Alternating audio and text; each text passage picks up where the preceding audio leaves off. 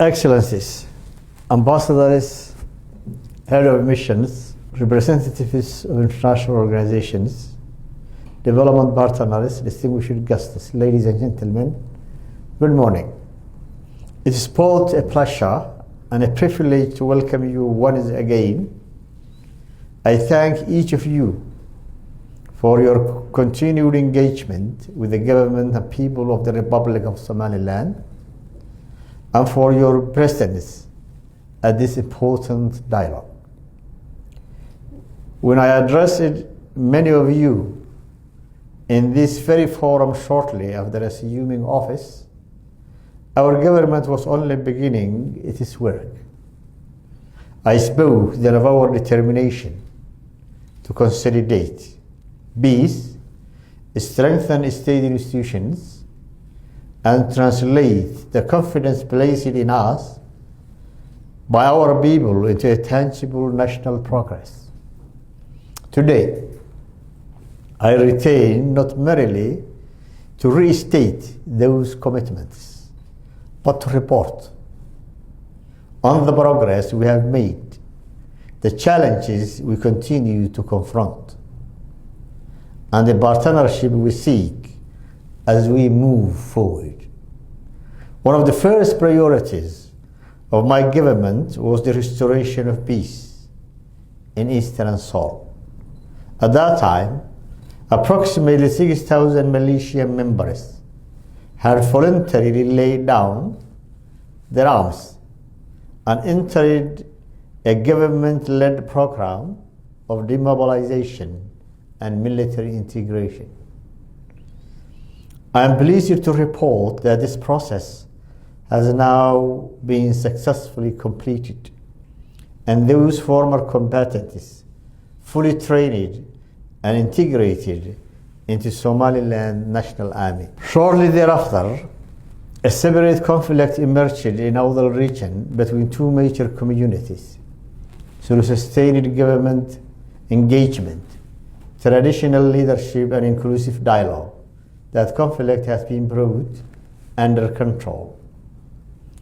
A government-sponsored reconciliation peace conference was currently underway in Garissa, reflecting Somaliland's long-standing tradition of resolving disputes through dialogue, consensus, and mutual respect. Peace remains the foundation upon which every other national objective must reset. I'm glad that the conference has been concluded in understanding and in positive results to consolidate the peace in the region. When I first met you, I outlined our four strategic priorities that would guide our development agenda: livestock, agriculture, fisheries, and renewable energy. As implementation progressed, it became increasingly evident that these productive sectors could only reach their full potential if supported by modern national infrastructure. Accordingly, we expanded our priorities to include strategic investment in roads, water, energy, healthcare, education, and communications, the essential pillars upon which sustainable economic transformation depends. At that time, I stated clearly that Somaliland had not come before the international community with a begging bowl. I reconfirm that position today. We seek partnership, not dependency. We seek investment, not charity. And above all, we seek relations founded on mutual respect, shared interests, and common responsibilities. Excellencies, 1 year and 7 months later, I stand before you to account for what has been achieved. Among the most consequential developments during this period has been the international recognition of Republic of Somaliland by the State of Israel on 26 December 2025. The recognition extended by the member state of the United Nations in over 35 years. For the people of Somaliland, this was not merely a diplomatic milestone. It was the affirmation of reality they had defended, sustained, and strengthened over more than 3 decades. The response from the parties of the international community was mixed. While some welcomed this historic development, others expressed reservations, even though many of the same countries themselves maintain long-standing diplomatic relations with Israel. With respect, differing perspectives, equally we remain steadfast in our conviction that Somaliland's sovereign status deserves recognition based on the objective realities we have created: democratic governance, peaceful transfers of power, functioning institutions, responsible security, and regional stability. Recognition is not the conclusion of our journey. It is the natural consequence of what Somaliland has consistently demonstrated. Excellencies, peace remains the first priority still of my government. We continue to pursue a Somaliland-only solution to the conflict in Las Anod through dialogue, reconciliation, and national consensus. At the same time, we cannot ignore the increasing destabilizing role played by the federal government of Somalia. Rather than addressing the significant political security and humanitarian challenges confronting its own citizens, it has too often chosen to externalize its internal difficulties by intervening in Somaliland internal affairs. Some of our international partners continue to encourage the resumption of dialogue between Somaliland and Somalia. We have demonstrated our willingness to engage in such dialogue before. Indeed, we did so repeatedly, in good faith, and at considerable political cost. Unfortunately, several of the limited but meaningful agreements reached during those engagements were subsequently violated by Somalia. The management of civil aviation and airspace remains a clear and contemporary example. We therefore respectively ask our international partners not simply to encourage dialogue, but also to encourage Somalia the compliance with agreements already reached. During dialogue requires mutual respect, implementation of commitments, and confidence that agreements will be honored. Excellencies, our investment in national infrastructure continue to gather momentum. Using primarily domestic resource, we have brought the Borama-Bakir Road and Hargeisa-Balligubadar Road close to completion. Construction continues to Lowyacado-Saylac-Borama corridor with support from our development partners, while expansion of Hargeisa-Inaguha Road is progressing steadily. We have also commenced the work of 2 strategic projects, Burco-Odweyne-Hargeisa corridor and Arigabo-Maid Road as well. These projects are vital for our national cohesion, regional commerce, and economic inclusion. Somaliland stands ready to contribute significantly to their financing and implementation. Excellencies, energy remains central to our economic transformation. For many years, Somaliland has endured some of the highest electricity tariffs anywhere in the world, an obstacle to industrial development, private investment, and household welfare.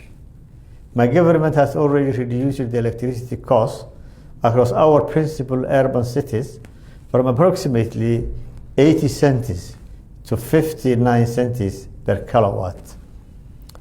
Berbera, the main port of Somaliland, now enjoys tariffs as low as 20 cents per kilowatt, largely owing to successful investment in renewable energy. Our objective is clear: extended, affordable, reliable, and sustainable energy across the country, and bring national electricity costs closer to Berbera model during the lifetime of this administration. Excellencies, water security remains among Somaliland's most pressing long-term challenges. In several regions along our southern frontier, groundwater reserves lie more than 600 meters below the surface. According to this, strategic reserve requires advanced technological and geological specialized expertise capable of identifying both the quantity and quality of available water. We therefore seek partnerships with institutions and countries possessing the technical capabilities necessary to unlock this resource. This resource is the water. And water is the main problem, and maybe in the region as well. We also look forward to engaging Royal Norwegian Embassy regarding valuable findings generated through Norwegian-supported study on deep groundwater resources in Somaliland, with the aim of ensuring that the data relating specifically to Somaliland can continue to future national water planning. Healthcare is another area where meaningful reform is underway.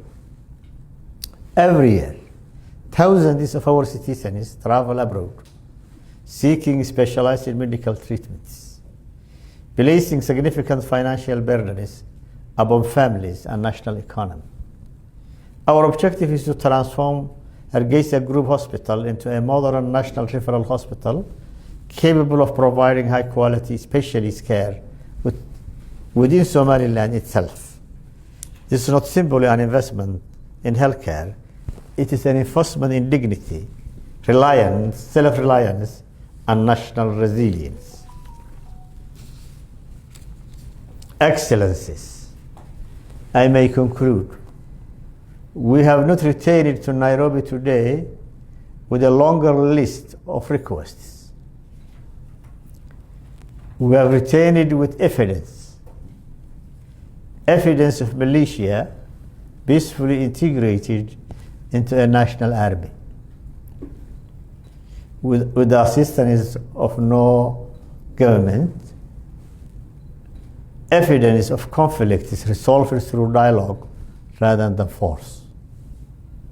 Evidence of democratic governance is strengthened through peaceful constitutional institutions.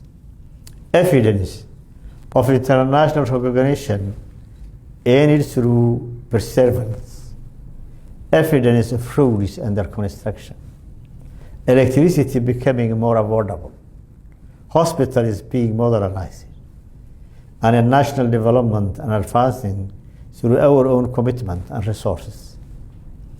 The Republic of Somaliland remains committed to peace, responsible governance, and regional stability, and constructive international engagement.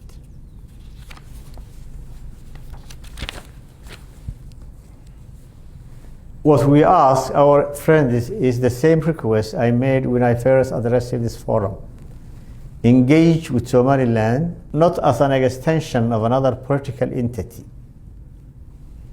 but as a responsible and capable sovereign partner, ready to continue to our shared objective of peace, security, prosperity, and sustainable development.